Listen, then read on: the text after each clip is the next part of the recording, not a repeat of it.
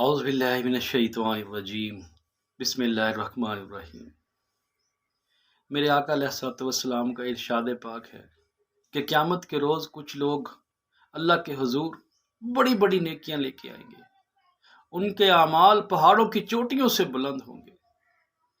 مسلم شریف کی حدیث ہے، لیکن میرا اللہ ان کے اعمال کو گرد و غبار کی طرح اڑا کے رکھ دے گا۔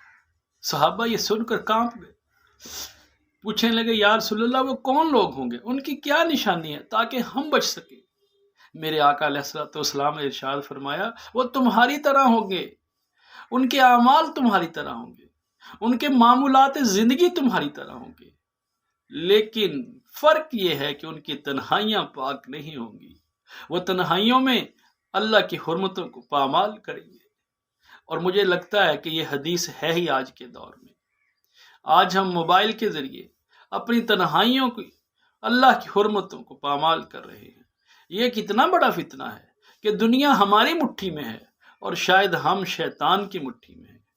اللہ رب العزت سے دعا کیجیے، اللہ رب العزت سے دعا ہے کہ اللہ ہمیں اس فتنے میں اور اس دور کے تمام فتنوں سے بچائے۔ اللہم من احییتہ منا فاحیہ علی الاسلام ومن توفیتہ منا فتوفہ علی الایمان۔